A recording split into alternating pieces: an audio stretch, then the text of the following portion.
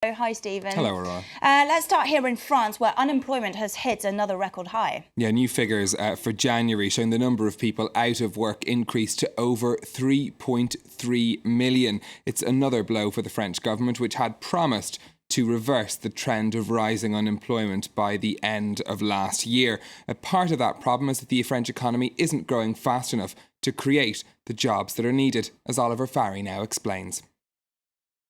Yet more people signing on in French job centres. The country's unemployment rate hit a record level in January. 3,316,200 people are registered as out of work. That's 8,900 more than in December. The French Prime Minister dismissed the rise as only slight. We still have to persevere without letting up in our effort to bring about a lasting fall in unemployment in our country. We're not there yet, even though there are encouraging vectors of growth. The French people can't wait any longer. They see discussions, debates, dialogues, but no decisions. When will they bring down social charges so that we can make recruitment cheaper and take on more young people? After falling over the past year, youth unemployment has now stabilised. Yet the numbers of over 50s out of a job rose once again, up by 1.1%. France's stagnant economy is not helping things. We don't have sufficient growth right now to create jobs and reduce unemployment, and we don't have a jobs policy capable of counteracting the prevailing situation.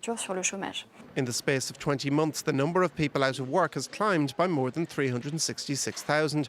Last year, the French government failed to meet its target of bringing unemployment down by the end of 2013. To Australia next, and there's more trouble for the national airline. Yes, Qantas is set to cut 5,000 more jobs after announcing underlying losses of $225 million for the second half of 2013. The figure compares to a profit of almost $200 million for the same period back in 2012. Now, these job cuts amount to 1/6 of the airline's workforce. They're part of a massive cost-cutting plan at the company. Qantas has been struggling with increased competition both in its domestic and international routes, and has called on the government to relax the strict rules which allow the injection of capital into the airline.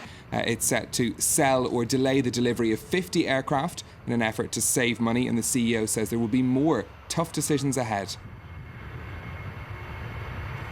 This performance by our airlines is unacceptable, and the current position is unsustainable.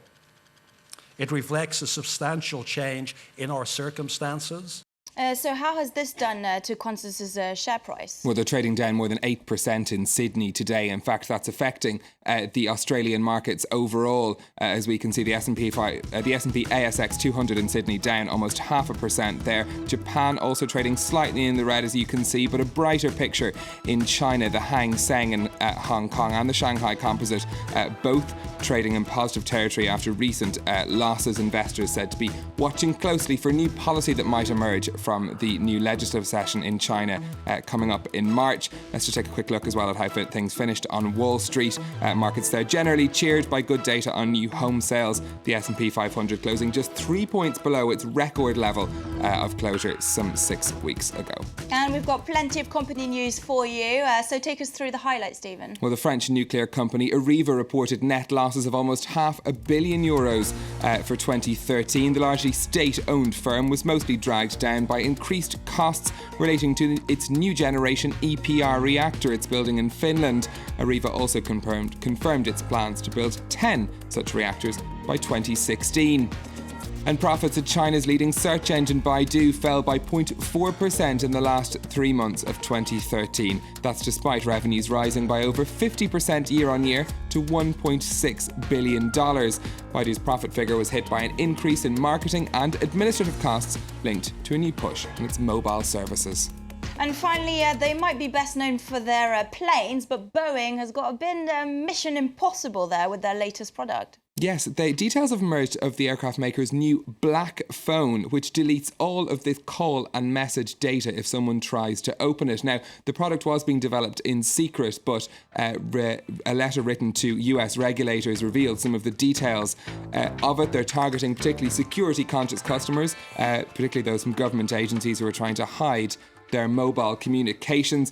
The product has resins and screws covering it to make it tamper-proof. But if anyone tries to open it, it can set to delete all of the software data on it as well. Sounds a bit like Mission Impossible, but Boeing has actually got a track record in this area. It already runs secure communications for Air Force One, the US President's plane. All right, OK, thank you so much, Stephen. That was Stephen Carroll with all of today's business news.